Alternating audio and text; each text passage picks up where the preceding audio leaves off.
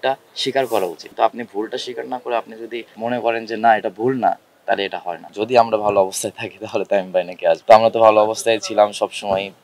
তামিম ভাই এসেছিল, পরে খেলা শেষ করে জানতে পেরেছি যে তামিম ভাই এসেছিল। আবাহনী হৃদয় আবাহনীকে হারিয়ে দিল, এটা বলতে পারি কিনা? না, আবাহনীতে আমিও লাস্ট ইয়ার খেলেছি, বা আবাহনীর ওই মানে গ্রুপে ছিলাম, শাইনপুকুরেও খেলেছি।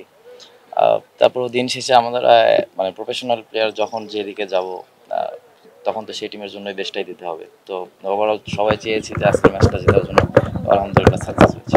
কতটা টাফ ছিল আজকের ম্যাচটা আসলে? কারণ আমরা যদি শক্তির বিচারে দেখি আবাহনী অনেকখানি এগিয়ে ছিল, এর মাঝে আবার আপনাদের তামিম ইকবাল ছিল না, মুশফিক ভাই খেলবে কি খেলবে না এরকম একটা ব্যাপারও ছিল। তো ওই জায়গা থেকে কতটুকু টাফ ছিল? অবশ্যই বড় একটা ম্যাচ ছিল আজকে। আবাহনী মোহামেডান সবসময় একটা এক্সাইটিং ম্যাচ হয়। বরাবরই আমরা শুনে আসছি ছোট থেকে যে ম্যাচগুলো অনেক মানে খুব কম্পিটিটিভ ক্রিকেট হয়। তো আমরা যেটা ফিল করেছি যে আমাদের দিকটায় ফোকাস করেছি, এবং ক্রেডিট দিতে হয় আমাদের ইমনকে। ওই যেভাবে খেলাটা শুরু করেছে, অনেক ভালো ব্যাটিং করেছে। বড় একটা ম্যাচ দেখে মনে হয়নি যে আমরা সবসময় ডমিনেটিং একটা পজিশনে ছিলাম ওর ব্যাটিংটা নিয়ে। তারপরে উইকেটটা তো ইজি ছিল না।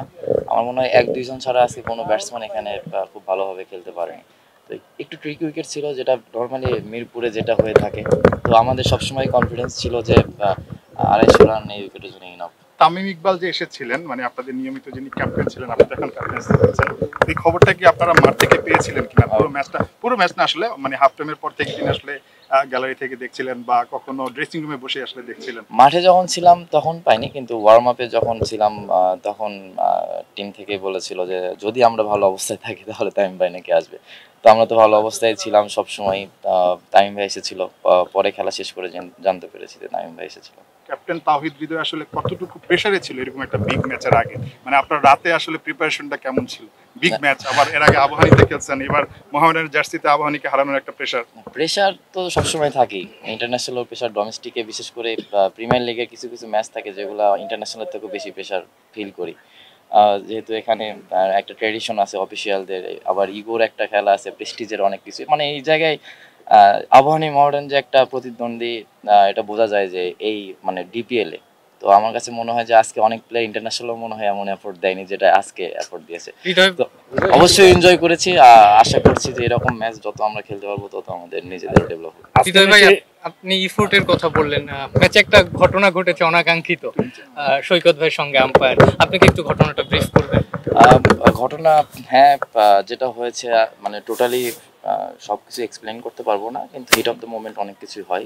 তারাও মানুষ, তারাও ভুল করে, কিন্তু আমার কাছে যেটা মনে হয়েছে যে তারা ভুল করতেই পারে, মানুষ মাত্রই ভুল, আমরাও করবো, বা আপনার প্রফেশন থেকে আপনিও ভুল করতে পারেন। কিন্তু আমার কাছে যেটা মনে হয় যে ভুলটা স্বীকার করা উচিত। আমি যদি ভুল করি আমি স্বীকার করবো, কিন্তু আপনি ভুলটা স্বীকার না করে আপনি যদি মনে করেন যে না এটা ভুল না, তাহলে এটা হয় না। সেই অবশ্যই তাকে আমরা রেসপেক্ট করি, সে ইন্টারন্যাশনাল আম্পায়ার, আমরাও ইন্টারন্যাশনাল প্লেয়ার। তো এখানে যারা ছিল আজকে ম্যাক্সিমাম ইন্টারন্যাশনাল প্লেয়াররাই খেলছে। তো এরকম বড় ম্যাচে একটা দুইটা ভুল ডিসিশন অনেক কিছু বড় একটা ব্যবধান তৈরি করে দিতে পারে। তো এটা নিয়ে কি হয়েছে এটা নিয়ে বলবো না, কিন্তু হ্যাঁ যদি হিতে অন্য দিকে যায় তাহলে অবশ্যই এটা নিয়ে মুখ খুলবো, ইনশাল্লাহ আমি বলবো।